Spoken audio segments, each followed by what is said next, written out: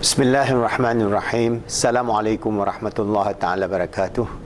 Alhamdulillah Rabbil Alamin. Wassalatu wassalamu ala ashrafil anbiya wal mursalin wa ala alihi wa sahbihi ajma'in. Alhamdulillah, we are discussing about how we are going to have this integration or coherence between our heart and I have been explaining in a few videos before that about the FET cycle, feelings, emotion and thought cycle, as well as, for example, in the cognitive behavior therapy, it is based on the idea that there is no intuitive self, it's just that thoughts, emotion and feelings, where our thoughts trigger the emotion and emotion trigger the feelings. So this is the TF model. This is a FET model. So first and foremost, we have to then understand what is the mind and what is the brain. For the brain, it's quite easy because we know, okay, the brain is an organ in our head and we have all the neurons and all the myelin shield and all the other, the more than 100 billion neuron cells, and it is the mirror neurons and all the other things that we have in our brain, okay? Alright, so if we take at this level, then our thoughts is all in the brain. Alright? So everything that you perceive is all in the brain, which is not true. So now we have to go to another level. Because if you ask, for example, those who are in this field of psychology, when you ask them, what is the mind? Can anybody explain to you what is the mind? Because what is the mind? Mind not only scan within the brain, but outside the brain. For example, like if I am talking to you, all right, that means my information that I'm giving to you impinge upon you through your, for example, if you're looking at the video, through your eyes, and then it goes to your brain, and then it goes to and come back in a form that we can say, okay, it's cognitive. So we say that it's the cognitive model of the brain. But what about your intuitive self? Where does it come from? Where does this so-called brain scan? So it is beyond the conscious, and we talk about the conscious aspect of the brain and the unconscious aspect of the brain. Even, for example, Aaron Beck says he does not know where these automatic thoughts come from. Where does this automatic thoughts that's impinging on your brain? Is it internal or external?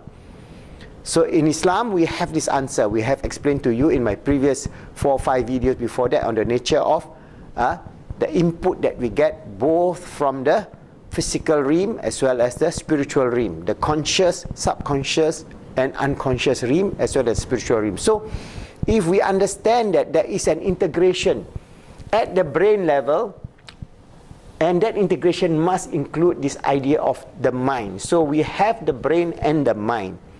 Alright, so you have the brain and the mind, then the thoughts come not only from the brain, but it's also coming from the mind. So what is the mind now? You ask any psychiatrist, they will have no answer to the mind. They do not know. It says, well, what is the mind? Okay, I'm asking that question. So the question, the answer, is a flow of information beyond the brain. Because if we can perceive this universe and we can feel this universe even before the brain is triggered, there is an external source of information. Where does this external source of information come in? For example, the automatic thoughts, the good or the bad, that is impinging on us. Some of it is related to our worldly experience in terms of the input from the physical environment, input from the social environment, and that it become part of your inner speech. These automatic thoughts become part of the inner speech, and we will go into the detail later on as we develop this model.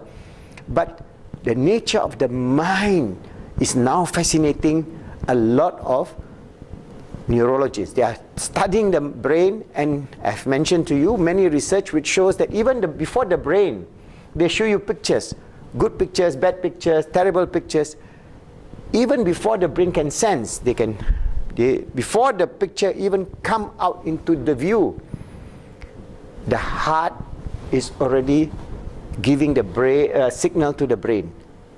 Maybe about 40 milliseconds, even before 400 milliseconds before that period. So there is an internal imprint that comes from the mind. So a lot of, for example, for example, those holistic New Age people say we call it the universal mind or the universal consciousness.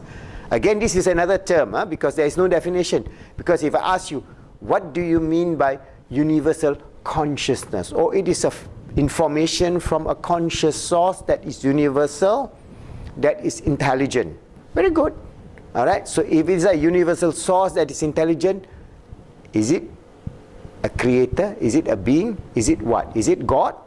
But they would not want to explain that because at that level, for example, if you talk to these New Age people, then they say, okay, then we have to believe in God. But we don't want to believe in God. But we just want to believe that there's a universal consciousness that is intelligent. This whole universe is intelligent. We don't doubt that. Allah tells us that when Allah created this universe out of His divine intelligence. His divine power, His divine grace, His divine love, His divine intelligence, all the 99 attributes of Allah subhanahu wa ta'ala. He tells us the natural, essential nature of Allah. His Zat we do not know. Only Allah tells us, Allahu nurus samawati wal ard. Allah is the light of the heavens and the earth. The light is not this physical created light. But what is that nature of that Zat of Allah? We are not asking that question because it's beyond us. But what is important is for us to know that brain research now is moving towards mind research, which is very interesting because now they are moving away from the model of just the physical brain, but the brain consisting of the mind and the neural circuits in our head. And what is beyond this, in terms of having these feelings, the intuitive feelings from the heart, the feelings, the emotion, and then the thoughts. This is the nature of the mind. That means from the intuitive heart, which I've explained to you in the past, there is these feelings. And these feelings is something we cannot actually grasp on. It is something that we can catch on. But we know it can come from the realm of the spiritual world, or they call it the qalb. And if it is influence into the qalb is positive, we have this positive imprint into our heart, and that will affect our brain. All right, so we have always continuously two level of cycle. At the highest level is the feelings, emotion, thoughts. At the intuitive level, that means it's the mind control, mind aspect of our existence, which is beyond space, beyond time, beyond the physical realm. And if we talk about the cognitive aspect, it is thoughts, emotions, and feelings. All right, and I'll develop this idea slowly so that you can understand this, that we have a better model. Our feelings is that our approach in terms of Islamic psychology is this twin understanding. We have the FET cycle and the TEF cycle. The FET cycle is paramount. It is the first because the qalb controls the mind.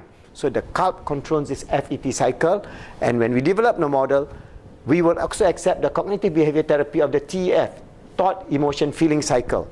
So both is accepted. So this is the lower understanding, this is the higher standing. And our thoughts will consist of all that exists in the universe, whether it comes from the universal consciousness, whether it comes from any sources which we do not know, only Allah knows best. But at least from the perspective of Islamic psychology, we have a integrated model. That means we have integrated our brain and our mind. Not only our brain and our mind, but our heart, intuitive heart, is integrated with our akal, that is our mind, which consists of all these things. That means both the mind consists of the brain and the intuitive thoughts, that intuitive self that Allah has given insofar as a perspective of the brain or the akal. And then we have also from the qalb, the akal, we have the ruh. And all these influences our understanding of the nature of Islamic psychology. And this is something that I'm just propounding, as I say, giving this idea, how and why this developed. It is all based on neurosciences as well as the new sciences of understanding the human nature from the quantum sciences and so on. But at least we can have a good model. And this is an ongoing research. I'm just propounding one idea of that the TEF cycle of the brain, of cognitive aspect, that is where cognitive behavior therapy is being based, is good, but we can add another FET cycle. So the TEF FET cycle is always continuously impinging on us as we survive, as we live on this earth.